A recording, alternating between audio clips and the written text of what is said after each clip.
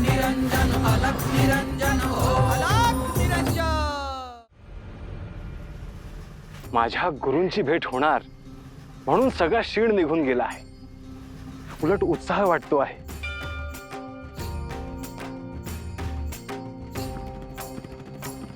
गुरुवर, मी त्यांच्या समोर जाण्याआधी मला काही सांगायचे राहिले आहे का? तसे तर मी तुला अनेक गोष्टींविषयी सांगितले आहेच गोरक्ष। हा, परंतु मोहाविषयी सांगायचे राहिले। कसला मोह गुरुवर? साधना करताना दोनच मुख्य द्वार आहेत जिथे साधक अडकतो। पहिले द्वार आहे मी किंवा माझे। एक वेळ साधकाचा मीपणा जाईल, परंतु माझे हे काही जात नाही।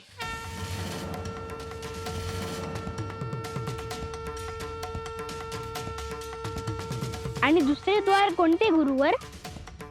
स्त्री। साधक स्त्रीमुळे अडकून राहतो। ज्ञानाला प्राप्त होताना हे दोनच मोठे अडसर आहेत। ते जर साधकाला पार करता आले तर त्याच्यापासून मोक्ष दूर नाही। मी हे ध्यानात ठेवेन गुरुवर। ही दोन्ही द्वार आणि हे दोन्ही अडसर मी तुमच्या कृपेने सहज पार करेन। आता निघूयात। श्री दत्त महाराज प्रतीक्षा करत आहेत। विलंब नको।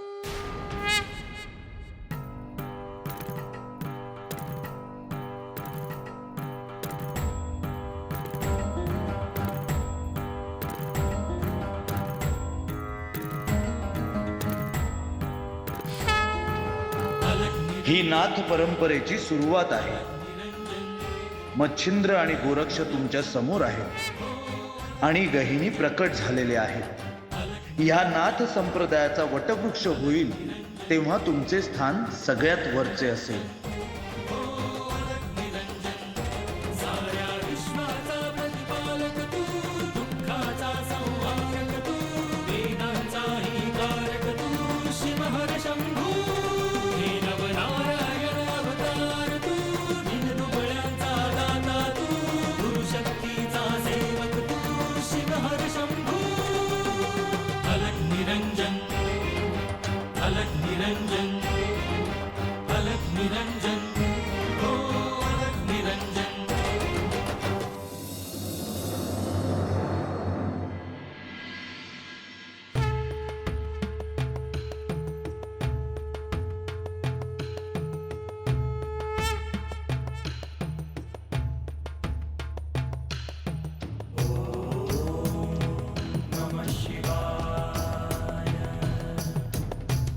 गोरक्ष,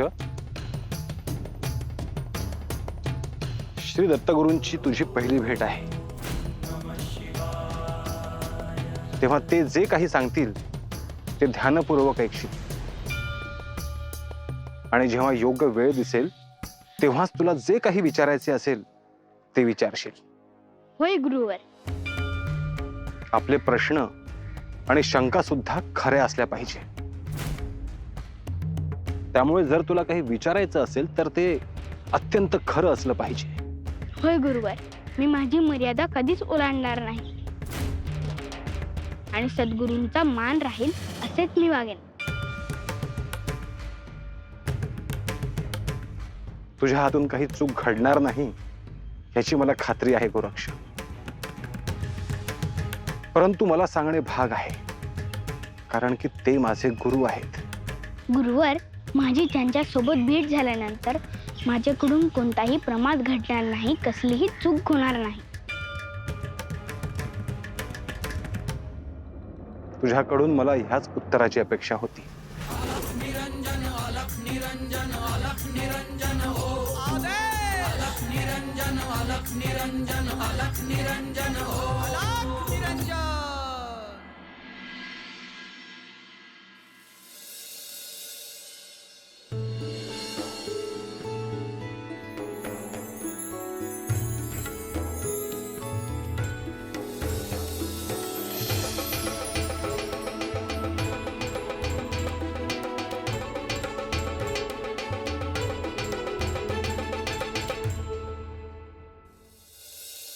गुरुवर,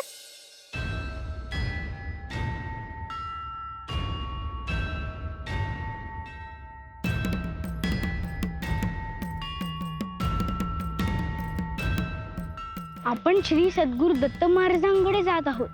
मग तुम्ही श्री दत्त महाराजांविषयी सांगा ना. गोरक्ष, श्री दत्त महाराजांबद्दल काय आणि किती सांगावे तेच मला कळत नाही. गुरुवर, आपण असे का म्हणत आहात? गोरक्ष, श्री दत्त महाराज हे आदिपुरुष असून त्रिगुणात्मक आहे.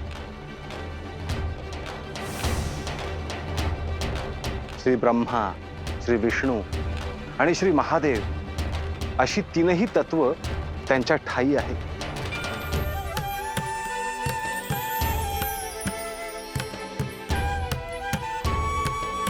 दत्त महाराज हे अतिशय भक्तवत्सल आणि इच्छित मनोकामना पूर्ण करणारे आहेत.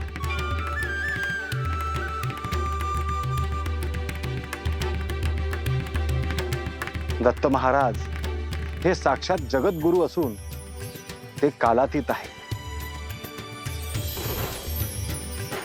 ह्या सृष्टीच्या निर्मितीचे, प्रत्येक जीवाचे बीज आणि प्रलयानंतर ही सृष्टी त्यांच्यातच समावणार आहे.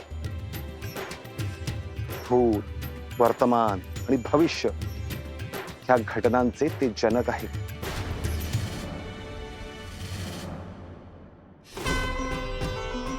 दत्त महाराज हे महायोगी असून ते गुरु म्हणून लाभणे ह्यासारखे दुसरे भाग्य काय असणार.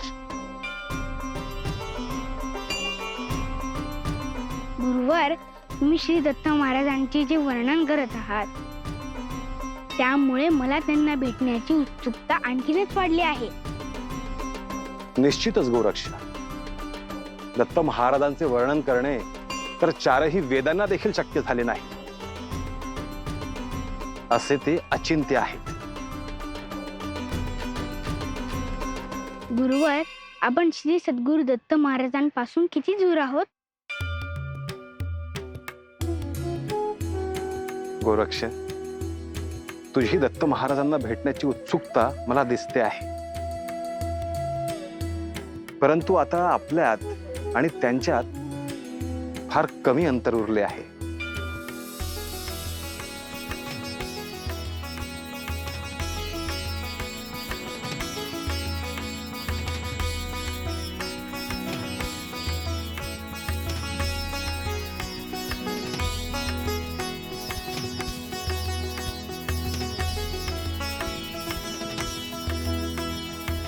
मच्छिंद्र, तू मला भेटण्यासाठी खूप मोठी यात्रा करून आला आहेस. ज्या क्षणाची मी प्रतीक्षा करत होतो तो क्षण आला आहे. माझ्या अंतर्दृष्टीने मी तुला कोणत्याही क्षणी पाहू शकत होतो, परंतु तुला आणि तुझ्या परमशिष्याला प्रत्यक्ष पाहणे माझ्यासाठी खूप आनंदाचे आहे. तुझ्या येण्याने इथेही चैतन्याचे वारे वाहू लागले आहेत. मलाही तुम्हाला भेटण्यासाठी सामोरे गेले पाहिजे. दत्त गुरुदेव दत्त गुरुदेव दत्त दत्त दत्त जय जय दत्त दत्त दत्त दत्त जय जय दत्त दत्त दत्त जय जय दत्त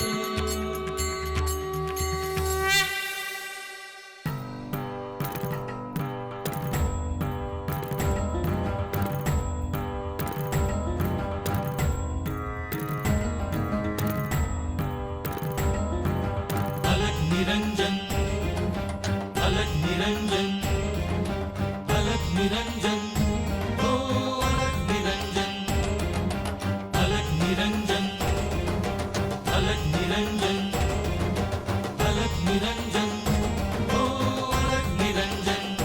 साऱ्या विश्वाचा प्रतिपालक तू, दुःखाचा संहारक तू, वेदांचाही कारक तू, शिवहर शंभू. हे नवनारायण अवतार तू, दिन दुबळ्यांचा दाता तू, गुरुशक्तीचा शंभू अलग निरंजन अलग निरंजन अलग निरंजन हो अलग निरंजन अलग निरंजन अलग निरंजन अलग निरंजन हो अलग निरंजन अलग निरंजन अलग निरंजन अलग निरंजन हो अलग निरंजन साऱ्या विश्वाचा प्रतिपालक तू दुःखाचा संहारक तू वेदांचाही कारक तू शिवहर शंभू अलग निरंजन अलग निरंजन हो अलग निरंजन अलग निरंजन हो अलग निरंजन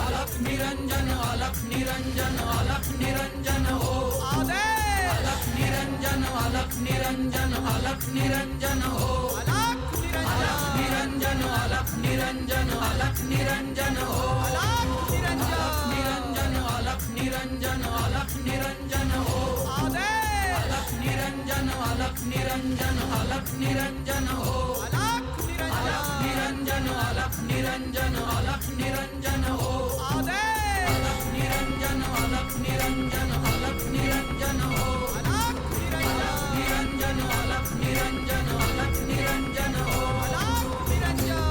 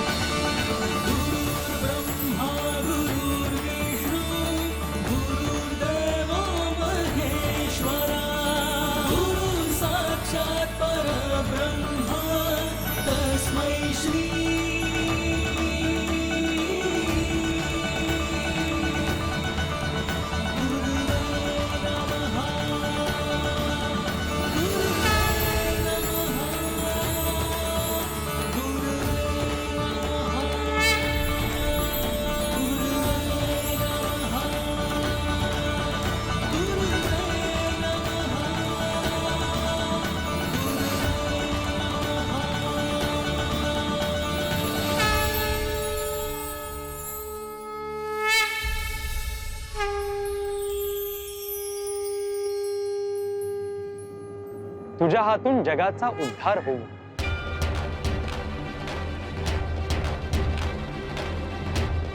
शुभम भवतु.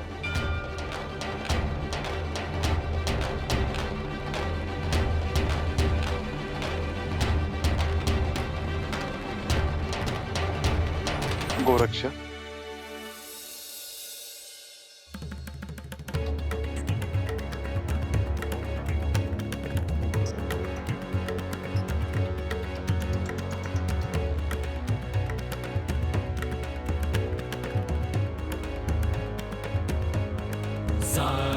विश्वाचा प्रतिपालक तू, दुःखाचा संहारक तू, वेदांचाही तारक तू, शिव हर शंभू.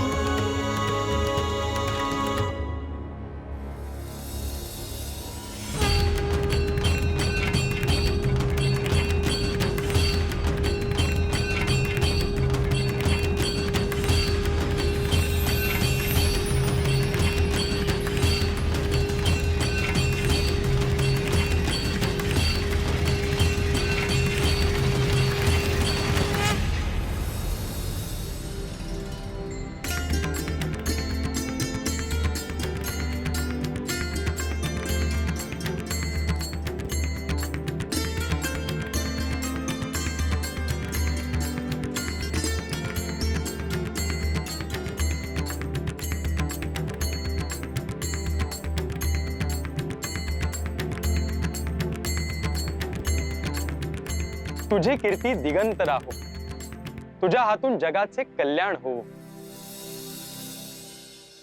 शुभम भवतु.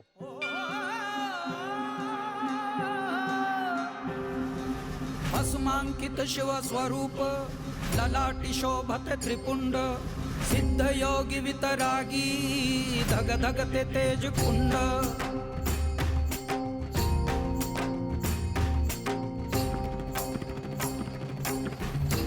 खूप दिवसांनी भेट झाली मच्छिंद्र. होय गुरुदेव.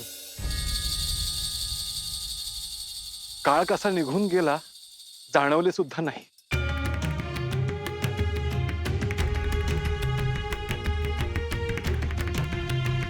गोरक्ष, तुझ्या भेटीकडे डोळे लावून होतो मी.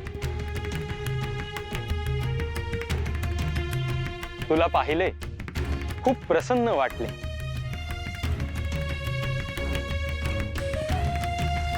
मीही आपल्याबद्दल खूप ऐकले होते.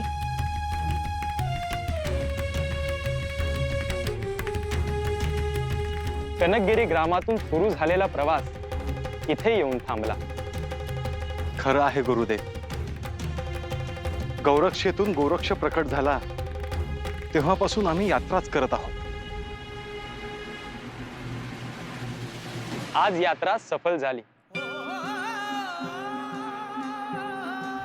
या भूमीत तुमचे स्वागत आहे.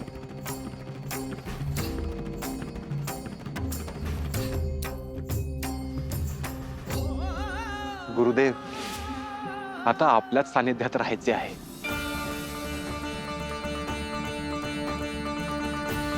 तुमच्याशी खूप काही बोलायचे आहे. मलाही तुला काही सांगायचे आहे. आधी आपण आश्रमात जाऊ. तिथे तुम्ही विश्राम करा. मग नंतर आपण बोलू.